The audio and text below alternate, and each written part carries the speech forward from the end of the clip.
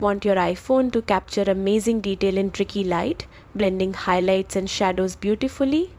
Let's check how to enable Smart HDR or manage HDR settings on your iPhone. Before we start, hit subscribe so you don't miss more iPhone photography tips like this.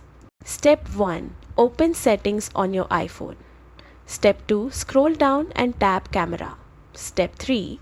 On older iPhone models that support manual control, you will see the Smart HDR option. If you see it, simply switch it on. On newer iPhone models, Smart HDR is always on by default, working in the background without needing to toggle anything. If you want to check your HDR results, open the Photos app and look at shots you've taken.